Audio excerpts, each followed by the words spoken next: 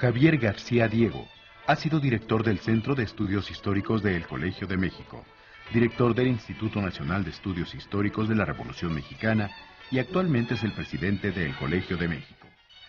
El doctor García Diego es un historiador profesional, un historiador por vocación, un especialista de la Revolución Mexicana que conoce a fondo la influencia determinante del pasado en el desarrollo de nuestra sociedad.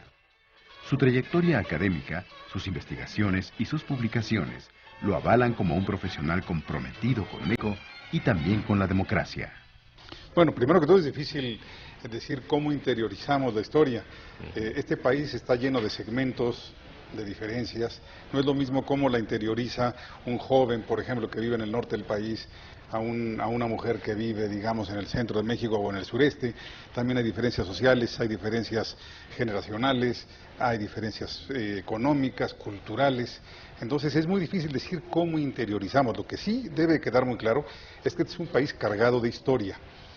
Pero más que esta balandronada o frase muy común, México tiene un particular aprecio por la historia, por ejemplo los políticos, y sobre todo los políticos del PRI, dado que el gobierno o los gobiernos priistas no estaban, digamos, avalados o legitimados por procedimientos electorales, se amparaban en la historia. ¿Sí? Es una manera de que ellos se justificaban, bueno, no he ganado elecciones o no he ganado elecciones competidas, ellos decían que sí ganaban las elecciones, pero no eran elecciones competidas, ¿no? Entonces, pero mi legitimidad proviene de que soy heredero de Cuauhtémoc, de Hidalgo, de Morelos, de Juárez. A Madero nunca lo reclamaban como su herencia por algún prurito seguramente. Pero estaban más cerca tal vez de Díaz, ¿no? Estaban más cerca de Díaz, de Calles. En fin, esa es su genealogía. Esa es una manera de acercarse a la historia por parte de... Hay otras aproximaciones, por ejemplo, una parte de la sociedad conservadora mexicana, pues apela a las viejas aportaciones que nos trajo España, idioma, religión, en fin, cada quien se va cobijando en la historia de determinada manera. Si no es cierto, es como una novela de otra manera. Carlos o Antonio Navalón, ¿qué utilidad tiene la historia o este juego de ver hacia atrás para construir lo que viene? Si hay tantas visiones y tanta subjetividad. Bueno, si vemos lo que ha sido el proceso, y desde luego no solo en México, la historia no es lo que está atrás, la historia es lo que está adelante, la historia es la que nos va a juzgar, la historia es donde vamos o no vamos a estar incluidos. Aquí me estoy incluyendo yo porque el vamos y aquí se tiene que ver por lo general con la clase gobernante y ya solo subsidiariamente, como dirían los panistas, con la sociedad.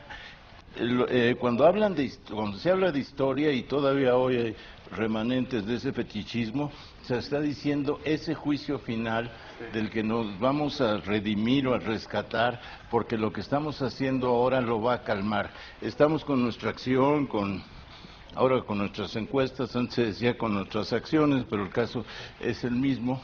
Estamos retrasando nuestro ingreso al juicio final. En 1789 la historia era la guillotina, bueno, no, en 1793 la historia era la guillotina. Después, en todo el siglo XIX latinoamericano, la historia es aquello que va a apoyar las acciones de los liberales, porque los conservadores no acuden a la historia como su juicio final, porque ya tenían un reemplazo de ese juicio final, que era el juicio final. Pero básicamente esa historia hasta hace poco es lo que está... Entiendo esto en el sentido popular o en el sentido de creencia de masas, etcétera. La historia es lo que estaba adelante, aquello de lo cual escapar porque estaba dispuesta a expedir el certificado de mala conducta.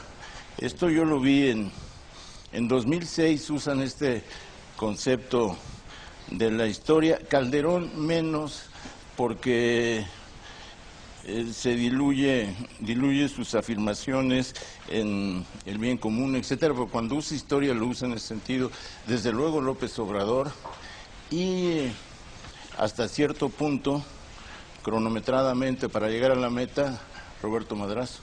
Es un proceso para construir entonces, ¿no? Claro.